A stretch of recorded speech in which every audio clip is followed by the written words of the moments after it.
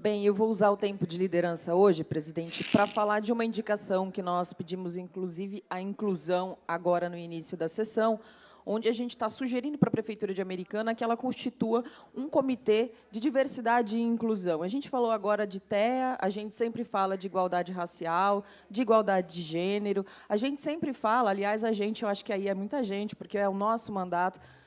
foi o único mandato que tocou na pauta do respeito à diversidade, do combate à homotransfobia. Infelizmente, nós tivemos aqui nessa casa o nosso projeto que visava instituir essa semana de prevenção à homotransfobia, um projeto que foi derrotado por maioria aqui na casa. É uma situação lamentável, mas a gente não deixa de pensar nesse tipo de política pública, né? E dentre tantas políticas públicas, o que a gente entende que é fundamental é que a gente sensibilize as pessoas que estão nas pontas dos serviços, nos territórios, nessa rede que faz o atendimento, seja na saúde, seja na assistência, seja na educação, em todas as áreas da cidade. Por isso, a ideia de ter um comitê que seja intersetorial, composto por representantes das diversas secretarias que a gente tem aqui na cidade de Americana, para que a gente estabeleça uma interlocução em cada uma dessas secretarias voltada para o treinamento, para a capacitação permanente, para essa formação permanente que é relacionada ao fortalecimento desses princípios que, veja só, né, infelizmente, a gente tem que falar muito do que é óbvio, né, muitas vezes o que é óbvio não é óbvio para todo mundo, que é essa ideia do respeito à diversidade, essa ideia de que nenhum tipo de violência, nenhum tipo de discriminação é tolerável. E aí, quando a gente vai falar de combate à violência, eu, como professora, eu sempre acabo falando muito de educação, também nesse sentido da educação informal, dos processos educativos informais, o quanto que eles são importantíssimos para transformar a realidade que a gente está. Se a gente quer pensar em política eficiente para atender esses segmentos, né, que são os segmentos, a gente costuma falar bastante das mulheres, das pessoas negras, das pessoas LGBTQIA+,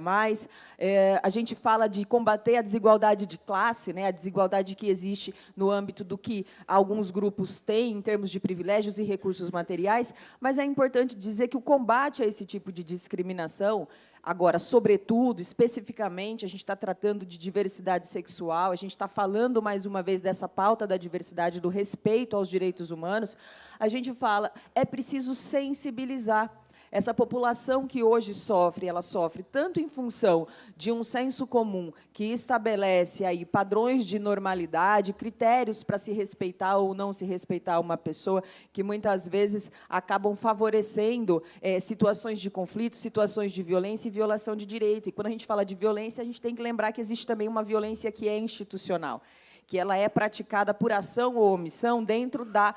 administração pública, ela acontece dentro dos serviços públicos. E, para isso, a gente precisa capacitar os nossos profissionais, os nossos servidores da administração pública direta e indireta. A gente falou disso, inclusive, aqui na audiência de prestação de contas da saúde, a última audiência quadrimestral, a gente falou diretamente para o secretário de saúde o quanto que a gente está sendo demandado no sentido de pressionar a Secretaria de Saúde para que ela capacite os profissionais para que eles se adaptem, para que eles se adequem, inclusive em relação a normativas do governo federal. Eu falei há algumas semanas atrás que o Ministério da Saúde ele alterou algumas normativas relacionadas aí a mais de 270 procedimentos na saúde que estavam inviabilizados para pessoas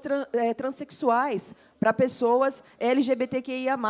Agora, com essa alteração na normativa, na parte técnica, agora é preciso capacitar as pessoas, e essas pessoas estão no município. Por isso que é fundamental que as prefeituras, que a Prefeitura de Americana olhe para essa questão, constitua, sim, um comitê, um grupo de trabalho formado com representação de todas as secretarias, mas, sobretudo, saúde, assistência social, cultura. Aliás, na cultura, a gente teve agora a votação em relação ao recurso da Aldir Blanc, não se teve nenhum tipo de preocupação,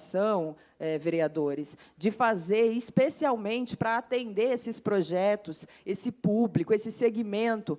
as pessoas LGBTQIA+, de Americana, não teve nenhum tipo de reserva, nenhum tipo de espaço previsto dentro desse plano de execução dos recursos da Lei Aldir Blanc. E isso Não seria, com certeza, assim, se a gente tivesse na nossa cidade, por exemplo, um comitê intersetorial como é esse que a gente está sugerindo com essa indicação que a gente está encaminhando nessa sessão. É isso, presidente. Muito obrigada.